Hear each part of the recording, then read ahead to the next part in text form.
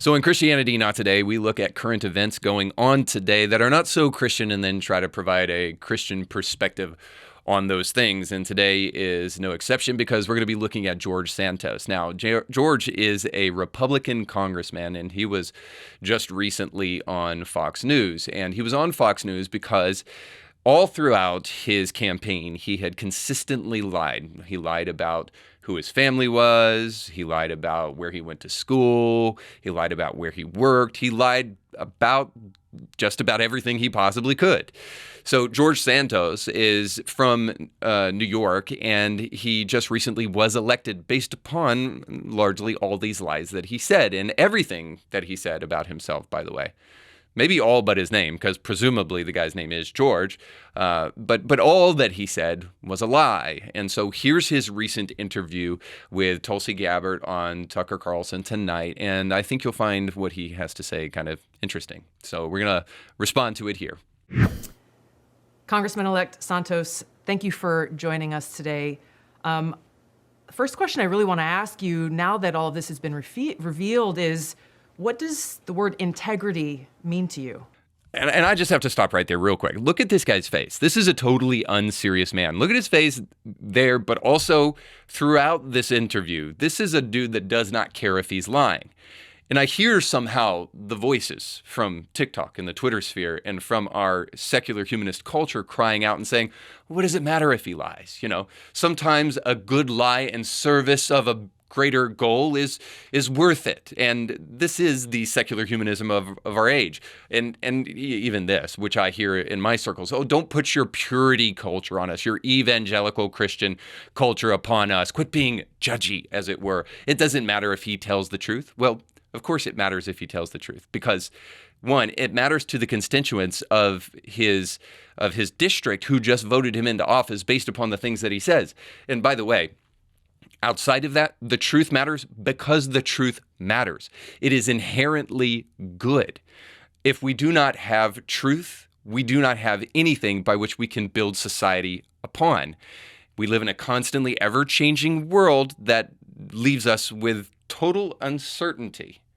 And by the way, as we'll discuss a little bit further in the show, also leaves us on the road to serfdom. We'll talk about that in just a moment, but let's keep on watching. Of course, it means to carry yourself in an honorable way. And I made a mistake. And I think humans are flawed, and we all make mistakes, Tulsi. I made a mistake. Okay. No, a mistake is when you accidentally drop something on the ground.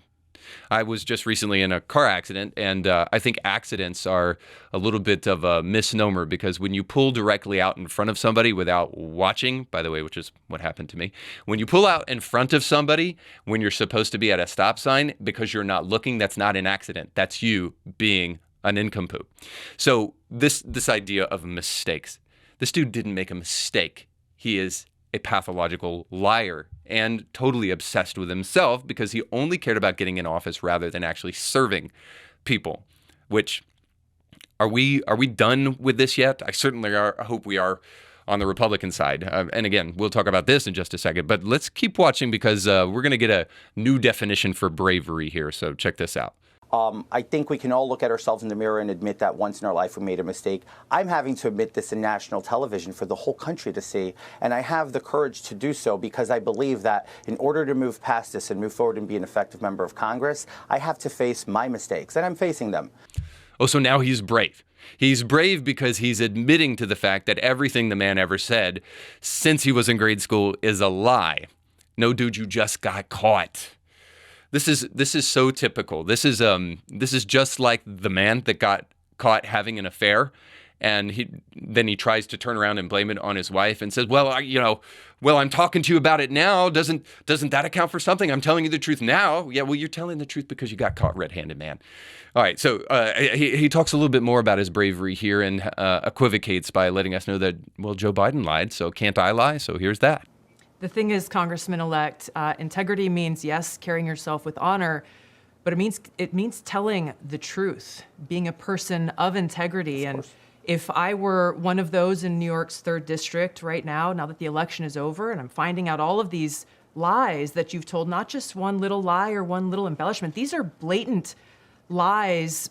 My question is, do you have no shame? Do you have no shame in the people who are now you're asking to trust you to go and be their voice for them, their families, and their kids in Washington? Tulsi, I can say the same thing about the Democrats and the party. Look at Joe Biden. Joe Biden's been lying to the American people for 40 years. He's the president of the United States. Now, I don't know how this dude was raised because we haven't yet heard a single thing that was true about his family. So I can only tell you this, that I was raised with this cliche, that if your friends jump off a bridge, should you jump off a bridge too? I was also raised with the cliche, two wrongs don't make a right. Apparently, this man never heard this before because he thinks just because the Democrats are pathological liars that he should lie as well. I failed to see how that circular logic actually makes sense. But let's see one more thing about him, because I think we'll find that this dude is a little bit more left than we would like to admit. And you'll see it here in this comment. Are you Jewish? We've got a letter that your campaign sent out earlier this year, which reads as follows. As a proud American Jew, I've been to Israel numerous times for educational, business, and leisurely trips. You said there in that letter that you are, quote, a proud American Jew. How do you explain that? My heritage is Jewish. I've always identified as Jewish. So as much as I want to be fair-minded and I want to be, unpolarizing and apolitical here, I have to tell you, this dude saying I identify as Jewish, like what the heck are you even talking about, man? Like I identify as a flying elephant. This dude must be a Democrat because of the way he uses language, because of the way he lies. And this is the point that I wanted to bring up at the end of the day, given the idea, the theme of the show that we're going for with new newspeak and the broadening out of definitions. And it's just this, that I believe that it is important to have polarization in politics. See, we have this misperception in democracy that the majority should be the rule. But the majority doesn't get to define morality because the majority of people can choose to do something as they did in Nazi Germany, and it can still be wrong and should be illegal. And I'm only saying this because the majority of Republicans are so much like Democrats these days that what we desperately need is we need a new Republican Party. What we need is a Republican Party that is held accountable by their constituents and by the people who voted for them to make sure that they are unapologetically pro-life, that they are unapologetically anti-gender transitioning for children, and doing the best they can to hold doctors and Big Pharma accountable for what they're doing to adults. These are the kind of issues that right now we can capitalize upon because there are so many cowardly Republicans who will not stand up and fight back for the things that matter most. Throughout this interview with Tulsi, we heard this man talk about inflation over and over and over again because he thinks you're dumb. He thinks that the only thing you care about is his rhetoric on inflation, and whether or not he actually does anything about it is totally irrelevant. He just believes that if you talk enough about money, you will vote him into office and nothing else matters. But the last time I checked, the one thing that matters more than anything else to truly change the world is courage. And courage looks like somebody who is willing to take stands based upon truth regardless of their level of popularity. And what we may find in the midst of doing that actually the people who truly make a difference and are willing to be courageous are the ones who will be the most popular. The people who will get the greatest following are those who are willing to stand up for something. By and large, this is not what we have in the Republican Party of today. This is why we need people like Ron DeSantis who actually stands for something to be a presidential candidate in the future, and people like him. So far be it from me to make a DeSantis campaign ad right now, but I will just tell you this. The kind of people that we need in office are the kind of people who have the courage to tell the truth. So impeach this fool or do whatever you need to get rid of him, because we need to reclaim the term Republican because it is being used and abused.